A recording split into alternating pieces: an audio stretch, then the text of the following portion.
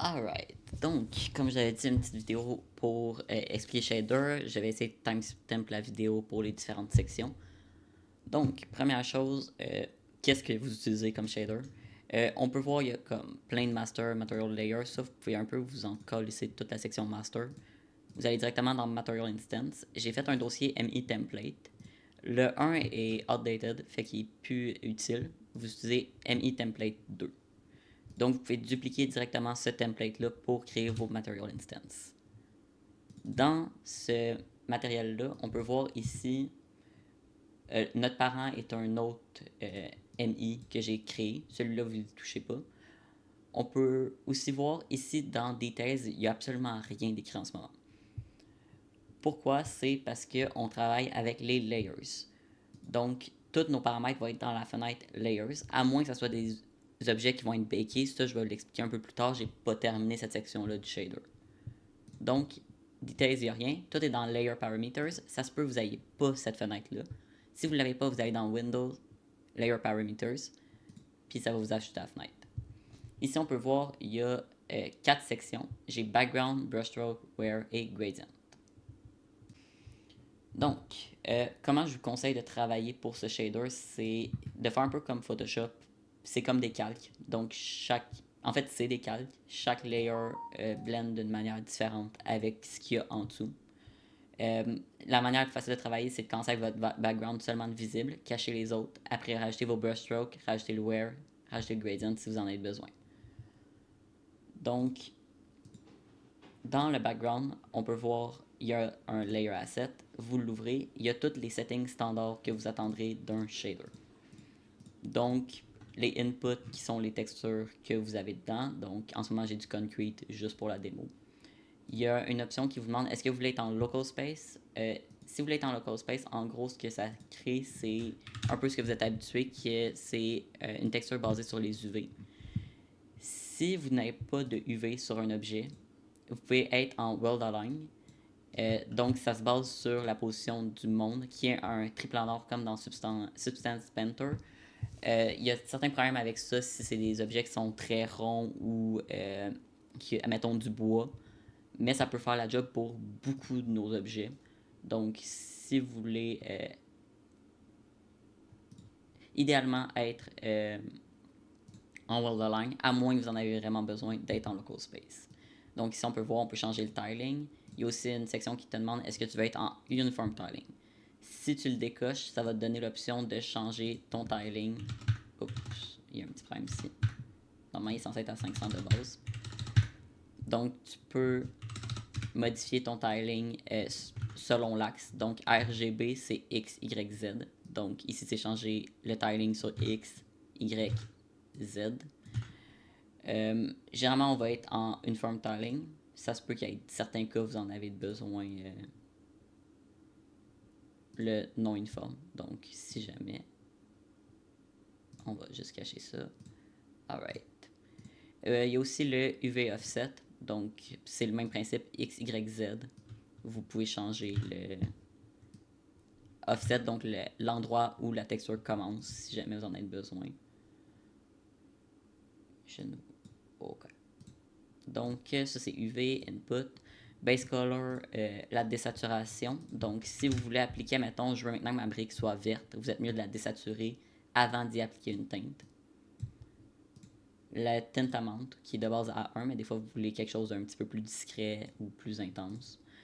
Brightness de notre texture. Ici, c'est un masque, si jamais vous en avez besoin. Pour l'instant, je crois pas qu'on a de situation qui demande un masque, donc voilà. Je vais juste les décocher au fur et à mesure pour le laisser de base à ce qui est censé être. Roughness, c'est pour changer. Ici, on peut changer contrast, la maximum de la roughness, le minimum. Section de métallique, ça vous demande est-ce que vous voulez utiliser les infos de la ORM, donc les infos que vous avez dans votre texture de ORM. Généralement, c'est tout ce que vous allez avoir besoin. Si par contre il y a un objet que vous n'avez pas de ORM ou un cas spécifique, vous pouvez aller décocher le ORM info et aller cocher votre métallique par exemple si vous le voulez métallique. Donc ça c'est bon. Ensuite, il y a l'intensité de la normale. On essaye de ne pas aller dans des valeurs trop intenses, mais ça peut nous permettre de booster un tout petit peu notre normale. Et finalement, l'emissive, est-ce qu'on veut que notre objet soit émissif? La plupart de nos objets ne le seront pas, mais certains des objets pourraient avoir besoin d'un émissif. Il y a quelques settings de plus que vous allez pouvoir explorer si vous en avez besoin. Donc, maintenant qu'on a le background de setting, on peut ajouter des brushstrokes par-dessus.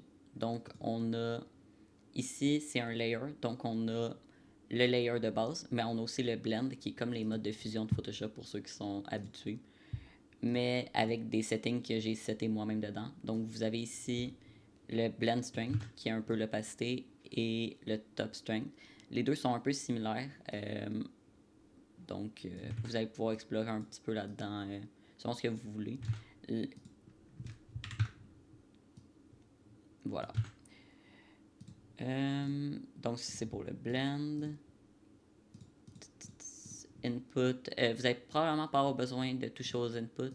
C'est des masques de brushstroke en tant que tel qui ont 3 channels différents. Donc, qui ont 3 effets un tout petit peu différents dans les brushstrokes. On risque de vouloir changer ce masque-là plus tard dans le projet pour quelque chose d'un petit peu mieux fait. Même setting, le tiling. Le brush channel, c'est un peu ce que je viens de vous montrer. On a 3 channels différents dans le masque. Donc, vous pouvez sélectionner si vous voulez le channel qui était sur le rouge, le green ou le bleu. Il faut seulement qu'il y en ait un de sélectionné, sinon il va automatiquement vous prendre le premier des 3 qui est sélectionné. Brushstroke amount, c'est la quantité. Des fois, quand on va dans des valeurs un petit peu trop intenses, ça cote un petit peu étrangement. Donc, faites attention aux résultats que vous avez avec ça. La tinte qui est pour donner une couleur. Le shader est fait pour accepter majoritairement des couleurs qui sont plus pâles que ce que vous avez de base. Si vous voulez quelque chose de plus foncé, vous pouvez aller dans le blend strength et aller avec une valeur négative. Par contre, ça inverse aussi. Ah ben, si on met les deux des valeurs négatives. Ok, non, excusez, j'ai été déconcentré par moi-même. C'est ça. Si vous pouvez aller avec une valeur négative pour aller sur quelque chose de plus foncé, par contre, ça inverse vos valeurs. Fait que ça fait un moins 180 un peu. Fait que vous pouvez jouer avec ça pour atteindre les résultats que vous voulez. Pen strength, c'est pour l'opacité de ce layer-là, de cette couche-là de brushstroke. Vous avez la possibilité de mettre jusqu'à 3 couches différentes.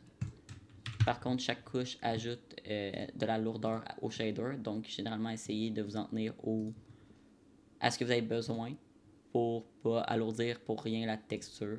Donc, si vous voulez activer le deuxième channel, vous pouvez venir cocher ici. Même chose pour le troisième. Voilà. Quand même, faire attention, ça peut rajouter rapidement beaucoup de noise dans la texture. Donc, ne pas y aller trop intense avec ces settings-là. Ensuite, vous pouvez activer le Wear, qui est pour donner un petit peu de détails sur nos assets automatiquement. Encore une fois, le blend qui est la puissance du Wear. Si vous y allez dans le négatif, ça va le faire plus foncé. Si vous le mettez dans le positif, ça va y aller plus pâle. Donc, vous pouvez le faire sur 3 axes différents. Ici, on est sur le Z. On peut aussi y aller sur le Y ou le X. Généralement, essayez d'en avoir maximum 1 ou 2 axes, puisque ça rajoute souvent beaucoup de détails et ça alourdit notre shader encore une fois. Donc, y aller avec un axe et vous pouvez changer le wear amount qu'il y a. Donc, on peut le voir ici. Et voilà, c'est à peu près ça. On va décocher tout ça. Ensuite, vous pouvez changer la texture qui est utilisée pour créer les détails. Normalement, vous n'allez pas avoir besoin d'y toucher. Si vous y touchez, c'est important de mettre une normale ici. Donc, c'est seulement les normales qui vont réussir à produire un résultat qui fait du sens. Vous pouvez changer le tiling, fait à quel point est grosse ou pas cette texture-là. Le wear value, qui est un petit peu difficile à décrire, c'est quoi qu'il fait. Je vais dézoomer un peu. Fait que vous pouvez jouer avec ce setting-là, voir un peu ce que ça donne. Et vous pouvez changer aussi la tinte. Même chose que pour les brushstrokes, le shader est fait pour accepter une valeur qui est plus pâle que ce qu'il y a déjà en dessous. Donc, si vous voulez y aller pour quelque chose de plus foncé, mettre votre blend en négatif, puis jouer avec ces valeurs-là. Donc ça c'est bon, ça on ferme.